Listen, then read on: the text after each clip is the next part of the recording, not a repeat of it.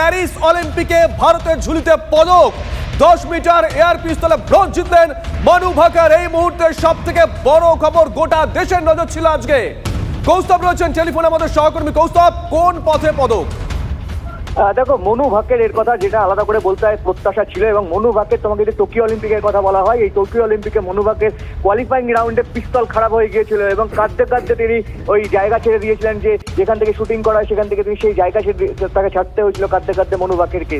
তিনি প্রতিজ্ঞাবদ্ধ ছিলেন, তাকে ঘিরে একরাশ প্রত্যাশা ছিল এবং সেই মনু ভাকের অবশেষে প্যারিস অলিম্পিকে এসে ব্রোঞ্জ জিতলেন। কারণ গতকাল যখন শুটিংয়ে একের পর এক ভারতীয় অ্যাথলিটরা একের পর এক ভারতীয় শুটাররা ব্যর্থ হচ্ছিলেন, সেখানে কিন্তু আশার আলো হয়ে ধরা দিয়েছিলেন সেই মনু এবং কোয়ালিফাই করলেন। এবং কোয়ালিফাই করার পরেই কিন্তু আজকে যে ফাইনাল রাউন্ড ছিল, সেই ফাইনাল রাউন্ডে অবশেষে ব্রোঞ্জ জিতলেন এই মনু ভাকের। তবে টোকিও অলিম্পিকের কথা বলতে হয়, টোকিও অলিম্পিকে এই মনু ভাকের কিন্তু কাঁদতে কাঁদতে তিনি একদমই কৌস্তব, কাঁদতে কাঁদতে তিনি বেরিয়ে গেছিলেন, বিভিন্ন বিতর্কে জড়িয়েছেন। বিভিন্ন সময় তার মেজাজ নিয়ে চর্চা হচ্ছে, কোচের সঙ্গে মনোমালিন্য হচ্ছে, অনেকেই পরামর্শ দিতেন মনোবিদের কাছে যেতে। মানে এটা বোধহয় তার একটা কামব্যাকের মঞ্চ ছিল।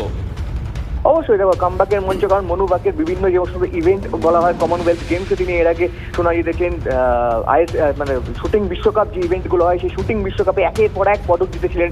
কিন্তু টোকিও অলিম্পিকে ব্যর্থ হওয়ার পর চর্চায় এসেছিলেন এবং বিভিন্ন জায়গায় অনেক ক্ষেত্রে সমালোচনা হয়েছিল মনু ভাকের পারফরমেন্স নিয়ে, আচরণ নিয়ে অনেক জায়গায় তার সমালোচনা হয়েছিল। কিন্তু অবশেষে তিনি প্যারিস অলিম্পিকে নিজেকে প্রমাণ করলেন এবং 22 বছরের তরুণী তিনি দেখালেন যে কিভাবে দেশের মাটিতে পদক জিতে দেশকে গর্বিত করা যায়। এবং আরেকটা বিষয়, যে প্রথম ভারতীয় মহিলা শুটার হিসেবে অলিম্পিকে পদক জিতলেন। কারণ এর আগে যে সমস্ত অভিনব বৃন্দা কিংবা গগন নারাং থেকে শুরু করে বিভিন্ন যে সমস্ত শুটাররা পদক জিতেছেন, তারা কিন্তু প্রত্যেকেই পুরুষ ছিলেন। কিন্তু প্রথম মহিলা শুটার হিসেবে মনু ভাকের তিনি পদক জিতে নিঃসন্দেহে এক কীর্তি গড়লেন। কৌস্তব, তোমরা যখন নিউজ রুমে নজর রাখছিলে, একটা সময় মনু ভাকার তিনি দ্বিতীয় স্থানে ছিলেন, সেখান থেকে ব্রোঞ্জ মানে তৃতীয় হয়ে যাওয়া। ইভেন্টের গতি প্রকৃতি দেখো, কোরিয়ান প্রতিদ্বন্দ্বী, দুই কোরিয়ান প্রতিদ্বন্দ্বীর সঙ্গে মূলত টক্কর চলছিল মনুর। সেই জায়গায় যে ফাইনাল যে সিরিজ ছিল, অর্থাৎ স্টেজ 2 এর যে ফাইনাল যে দুটো সিরিজ ছিল, সেই দুটো সিরিজে মনু ভাকের যেখানে তিনি লক্ষ্য বেঁধে 10.2 এবং 10.8 করে তিনি মানেন, সেই জায়গাটা কিছুটা কম পয়েন্টের জন্য, অল্পের জন্য তিনি রূপো বা দ্বিতীয় বা প্রথম স্থানে যাওয়ার জায়গাটা, যে ফার্স্ট বা সেকেন্ড প্রথম দুটো জায়গা লড়ার যে জায়গাটা, সেই জায়গাটা তিনি হাতছাড়া করেন। তবে অবশ্যই ভারতের ঝুলিতে প্রথম পদক এনে দেওয়া, এরকম এই শুটারদের ঘিরে একটা প্রত্যাশা থাকে। এবং এইবারে কিন্তু অলিম্পিকে সবচেয়ে বেশি শুটিং টিম পাঠিয়েছে ভারত। সেই জায়গায় কিন্তু শুটারদের থেকে একটা পদকের প্রত্যাশা থেকেই যায়।